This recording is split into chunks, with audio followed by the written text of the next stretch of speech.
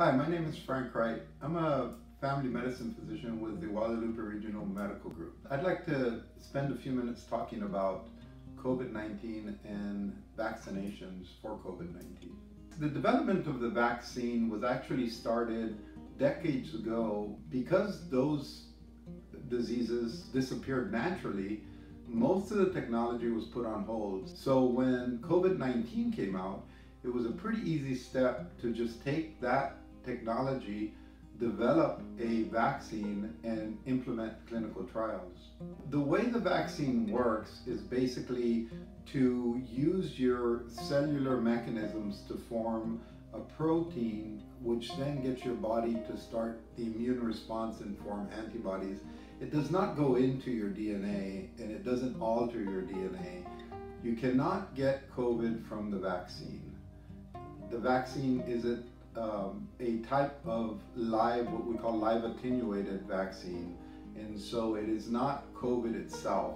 In order to get back to a sense of a more normal world, we're going to have a large percentage of our population vaccinated.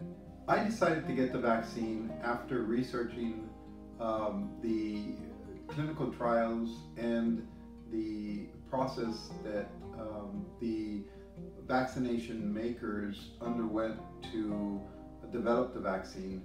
After reviewing all of the information, I made a educated decision to get the vaccine for myself as well as my family, who most are in healthcare or have chronic medical conditions. Common side effects can vary quite a bit with the vaccine.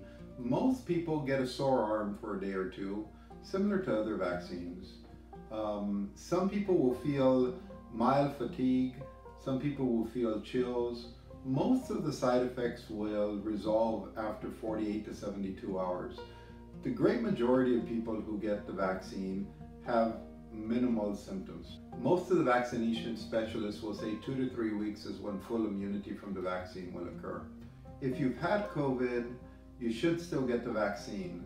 We still aren't sure how long natural immunity will last and how strong natural immunity is. We do know what kind of immunity the vaccinations give, and it's really quite good. I think that with time, if we can get more people, especially the young people who can harbor this vaccine and usually do pretty well but can transmit it to our older, more vulnerable population, we will do better and our world will get back to a more normal state. The importance of young people getting the vaccine is to not only protect themselves, but because this virus can present itself in different ways and produce different symptoms in different people, we have to make sure that we're not transmitting the virus asymptomatically. Younger people are at higher risk for doing this. When they come in contact with people who are more vulnerable, they might not even know that they're carrying the virus and that they're spreading the virus. That's why it's important for younger people to get the vaccine and protect our more vulnerable in our population. Getting the vaccine doesn't always mean that you won't be exposed and become symptomatic to COVID. Those are what we call breakthrough cases.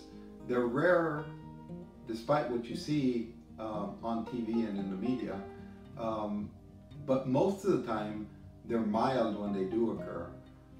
So getting the vaccine and then having COVID afterwards means that you will be less likely to get severely sick, be hospitalized, and potentially have long-lasting symptoms from the COVID. Make sure you're getting your information from knowledgeable sources, reliable sources, not the news media, not social platforms. For the most part, do your research, talk to your physician, and make an informed, educated decision.